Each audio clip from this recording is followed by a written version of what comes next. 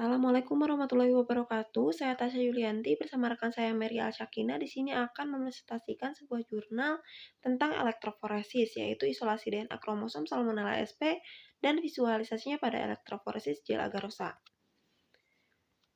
Pendahuluan, penguasaan teknik-teknik dasar biologi molekuler seperti isolasi DNA maupun protein elektroforesis baik elektroforesis gel agarosa, SDS-PATCH, serta PCR dapat menjadi modal dasar bagi peneliti untuk mengembangkan penelitian demi meningkatkan kesejahteraan manusia. Dengan penguasaan teknik-teknik tersebut, peneliti dapat membuat penemuan-penemuan baru yang dapat dimanfaatkan di berbagai bidang kehidupan. Sebuah sel memiliki DNA yang merupakan materi genetik dan bersifat herediter pada seluruh sistem kehidupan. Suatu sel lengkap dari materi genetik yang dimiliki oleh organisme dan terorganisasi menjadi kromosom disebut sebagai genom. DNA dapat diisolasi baik pada manusia, tumbuhan, hewan maupun mikroorganisme. PCR dapat mendeteksi Salmonella secara lebih spesifik dan sensitif berdasarkan materi genetik yang dimiliki oleh jenis Salmonella target. DNA Salmonella dapat diisolasi dari inokulum untuk kemudian diamplifikasi dengan PCR menggunakan primer spesifik tertentu sehingga sekuen DNA target dapat diketahui. Produk PCR yang merupakan hasil amplifikasi DNA Salmonella sp kemudian dapat divisualisasikan dengan elektroforesis gel agarosa. Metode penelitian, alat dan bahan ada kultur Salmonella sp yang ditumbuhkan dengan medium Luria betani atau LB dan digocok semalam pada suhu 37 derajat Celcius. Ada proteinase K, buffer lysis, fenol, etanol 70%, buffer TBE, PCR mic, DNA marker, gel agarosa, TBE, loading dye, alat sentrifus, vortex, aparatus elektroforesis, shaker, UV illuminator, mikropipet, dan lain-lain. Prosedur penelitian, isolasi DNA Salmonella sp. Salmonella sp diinokulasikan pada media Luria bertani ELB dan digocok semalam pada suhu 37 derajat Celcius sebanyak 15 ml kultur disentrifus dengan kecepatan 12.000 rpm selama 5 menit pada suhu ruang. Supernatant dibuang dan ditambahkan 750 mikroliter buffer lysis pada pelet kemudian di vortex. Proteinase K ditambahkan sebanyak 10 mikroliter. Campuran digojok selama 15 menit setelah pelet, buffer lysis, dan proteinase K tercampur homogen, kemudian diinkubasi pada suhu 55 derajat Celcius selama 30 menit. Campuran selanjutnya disentrifus kembali dengan kecepatan 12.000 rpm selama 10 menit pada suhu ruang. Fenol ditambahkan sebanyak 700-750 mikroliter atau dengan perbandingan 1:1 dengan sampel kemudian digocok perlahan selama 15 menit dan disentrifus selama 10 menit. Lapisan atas dipindahkan ke tabung Eppendorf 1,5 ml dan ditambahkan etanol dingin 96%. Larutan dicampur perlahan hingga terbentuk benang-benang halus berwarna putih. Benang-benang DNA tersebut diambil dan dicuci dengan etanol 70%, kemudian disentrifus selama 10 menit. Supernatant dibuang dan plat dikeringkan. Pada pelet yang telah dikeringkan ditambahkan TS 200 mikroliter dan disimpan pada suhu 4 derajat Celcius.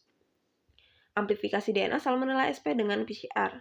Mikrotub 25 mikroliter disiapkan untuk membuat PCR mix yang terdiri atas 10 kali buffer, DNTP, Mg2+, dan tak polimerase, kemudian ditambahkan 23 mikroliter 2H2O. Larutan kemudian didiamkan agar terlarut sempurna. Setelah campuran larut, kemudian ditambahkan 1 mikroliter sampel DNA Salmonella sp. Hasil isolasi dan 1 mikroliter primer box air kemudian divortex sebentar dan disentrifus selama 1 detik. Sampel yang telah disentrifus kemudian diamplifikasi dengan repetitif PCR 30 siklus dengan masing-masing siklus mengikuti tahapan berikut. Predenaturasi 94 derajat Celcius 4 menit, denaturasi 92 derajat Celcius 1 menit, annealing 50 derajat Celcius 1-2 menit, ekstensi 68 derajat Celcius 8 menit, dan ekstra ekstensi 68 derajat Celcius. Visualisasi produk PCR dengan elektroforesis gel agarosa. Sebelum dilakukan elektroforesis, sampel DNA hasil PCR diukur nilai optical density-nya, terlebih dahulu dengan spektrofotometer. Gel agarosa disiapkan dengan konsentrasi 1%. Produk PCR sebanyak 10 mikroliter sampel DNA Salmonella sp ditambah dengan 4 mikroliter loading dye. Campuran tersebut kemudian dimasukkan ke dalam sumuran gel dan dirunning dengan voltase 100 watt. Pita DNA yang terbentuk kemudian diamati di bawah sinar UV. Untuk hasil dan pembahasan, isolasi DNA Salmonella dimulai dengan melisiskan sel dengan menambahkan buffer lysis agar DNA dapat dipisahkan dari komponen sel lain. Penambahan proteinase K tujuannya untuk mendegradasi protein pada sel sehingga DNA dapat diisolasi dengan baik dan tidak terkontaminasi oleh protein. kultur Salmonella disentrifuge untuk memisahkan sel dari komponen kultur lain. Selain itu, ditambahkan buffer lysis untuk melisiskan sel sehingga komponen di dalam sel termasuk DNA dapat keluar. Nah, fungsi penggojokan tujuannya untuk homogenisasi larutan sampel. Untuk memisahkan DNA dari komponen sel lain, ditambahkan fenol dengan perbandingan 1:1 dengan sampel agar jumlah DNA yang terpisah dapat optimal. Fenol digunakan untuk ekstraksi DNA dari komponen sel. Nah, ekstraksi dimaksudkan untuk membebaskan DNA dari kontaminan-kontaminan lain yang terdapat di dalam sel, misalnya protein, RNA, maupun materi lainnya. Setelah DNA berhasil diekstraksi, tahapan isolasi DNA yang terakhir adalah presipitasi DNA atau pengendapan DNA yang dilakukan dengan menambahkan etanol absolut dingin hingga terbentuk benang-benang DNA berwarna putih. Nah, DNA Salmonella sp hasil isolasi selanjutnya diukur nilai optical density-nya untuk mengetahui kualitas DNA. Nah, nilai optical density yang baik untuk DNA hasil isolasi adalah antara 1,8 sampai 2. Jika optical density-nya bernilai lebih dari 2, maka DNA hasil isolasi tersebut masih terkontaminasi RNA, sedangkan jika nilai optical density kurang dari 1,8, maka dimungkinkan DNA hasil isolasi masih terkontaminasi protein. Nah, pada tabel 1, di sini menunjukkan bahwa DNA hasil isolasi memiliki nilai optical density yang cukup baik, yaitu berkisar di 1,9. Nah, hasil ini tidak mengindikasikan adanya kontaminasi RNA maupun protein, namun hasil tersebut masih harus dikonfirmasi dengan elektroforesis horizontal setelah sampel DNA diamplifikasi dengan PCR. Nah, untuk hasil elektroforesis bisa dilihat pada gambar 1 yang menunjukkan terbentuknya pita-pita DNA pada semua sampel. Namun pada BS1 dan BS2, pita DNA terbentuk sedikit lebih tipis dibanding sampel lain.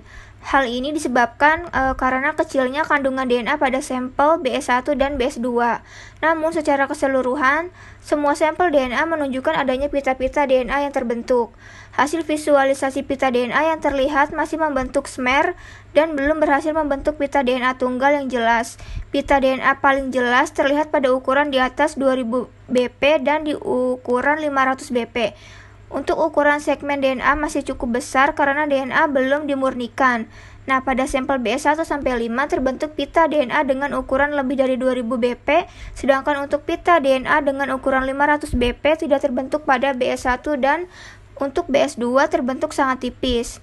Pita DNA berukuran 500 BP terbentuk jelas pada BS3-5. Polimerase chain reaction dengan primer box air yang digunakan sudah tepat untuk sampel yang berupa DNA Salmonella sp, namun hal tersebut belum cukup untuk mengoptimalkan pita DNA yang terbentuk karena menggunakan primer box air membutuhkan kemurnian sampel agar pita DNA yang terbentuk memiliki resolusi yang baik. Nah, untuk kesimpulannya, DNA Salmonella sp hasil isolasi dapat tervisualisasikan seluruhnya melalui elektroforesis gel agarosa.